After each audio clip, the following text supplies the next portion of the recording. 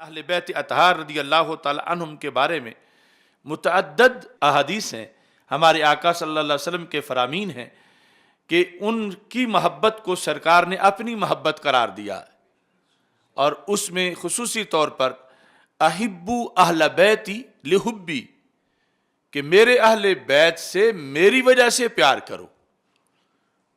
کہیں یہ ہے احبو اہل بیتی بحبی،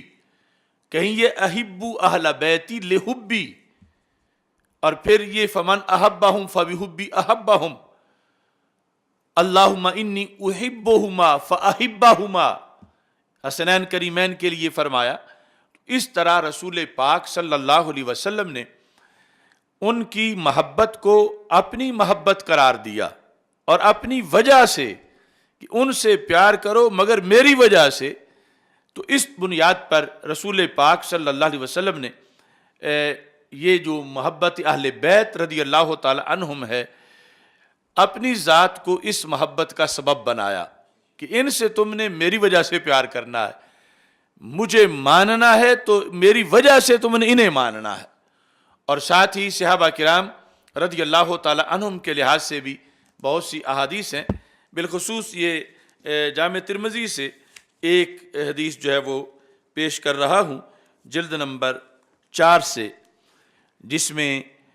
باب ہے فی من سب اصحاب النبی صلی اللہ علیہ وسلم، حدیث نمبر ہے 3862۔ اس میں رسول پاک صلی اللہ علیہ وسلم کا فرمان ہے اللہ اللہ فی اصحابی، میرے صحابہ کے بارے میں اللہ سے ڈرتے رہنا، اور ساتھ فرمایا لا تتخذوہم غرضا بعدی، انہیں میرے بعد نشانہ نہ بنا لینا۔ یعنی جب بھی یہ تذکرہ ہوا مستقبل کا اور کچھ لوگوں کی زبان درازیوں کا، تو سرکار چونکہ آخری نبی ہیں، اور یہ بھی خطبات ختم نبوت سے ہے کہ جن شخصیات کے بارے میں کچھ کمینوں کی طرف سے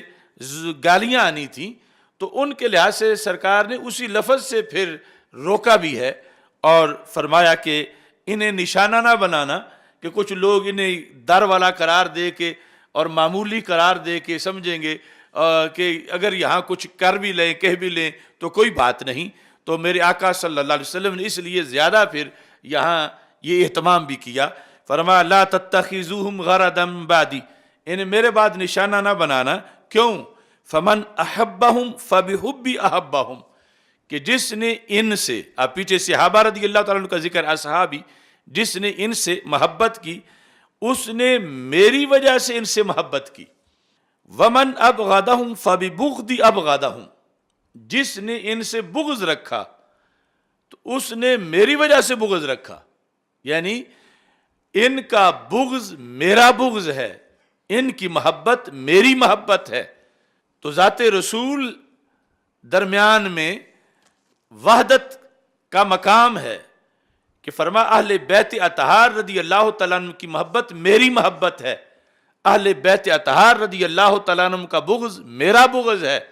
اور صحابہ کرام رضی اللہ تعالیٰ عنہ کی محبت میری محبت ہے، صحابہ کرام رضی اللہ تعالیٰ عنہ کا بغض میرا بغض ہے۔ یہ دونوں طرف برابر فرما کر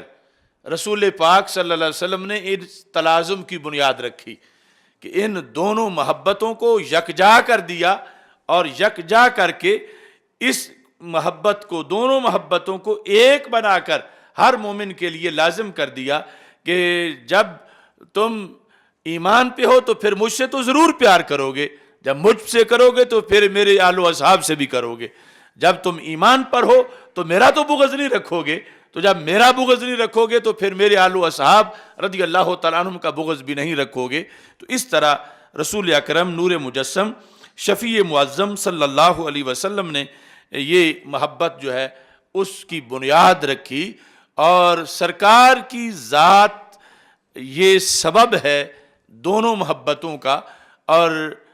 جب سبب ایک ہو تو مسبب بھی ایک ہوتا ہے۔ تو اس بنیاد پر سبب ذات رسول ہے صلی اللہ علیہ وسلم، تو پھر مسبب جو ہے وہ بھی متحد ہے۔ اب ذات رسول میں تو انتشار اختلاف نہیں، ذات رسول ایک ہے، تو پھر ذات رسول جن محبتوں کا سبب ہے وہ محبتیں اگر تعدد رکھتی ہیں کہ دو ہیں، مگر پائے جانے کے لحاظ سے ایک ہی ہے کہ وہ ایک جگہ پائی جاتی ہیں اور ہمیشہ اکٹھی پائی جاتی ہیں، اور جب بھی سچی ہوں گی تو اکٹھی ہی ہوں گی،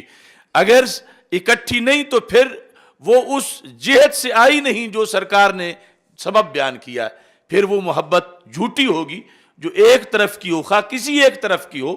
سچی تب ہوں گی یہ محبتیں جب ان میں تلازم پایا جائے گا، اور تلازم جو ہے یہ سنیت کی بنیاد ہے کہ جو رسول اکرم نور مجسم شفیع معظم صلی اللہ علیہ وسلم نے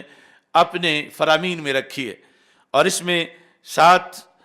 یہ بھی فرمایا، جس طرح کہ اہل بیت اطہار رضی اللہ تعالی عنہم کے بارے میں فرمایا کہ جس نے انہیں اذیت دی اس نے مجھے اذیت دی، تو ایسے ہی یہاں بھی فرمایا وَمَنْ أَذَاهُمْ فَقَدْ أَذَانِي، من اذاہم فقد اذانی، جس نے ان کو اذیت دی، صحابہ کرام رضی اللہ تعالی عنہم کو، اس نے مجھے اذیت دی، اور جس نے مجھے اذیت دی اس نے پھر اللہ کو اذیت دینے کی کوشش کی، اور جس نے اللہ کو اذیت دی یوشک ان یاخذہ، قریب ہے اللہ اس کو پکڑ لے گا، یعنی وہ گرفت کسی طرح کی بھی ہو۔ بہرحال رسول پاک صلی اللہ علیہ وسلم نے یہ جانبین میں یہ الفاظ آپ نے استعمال فرمائے ہیں اور اس تلازم کو بیان کیا ہے۔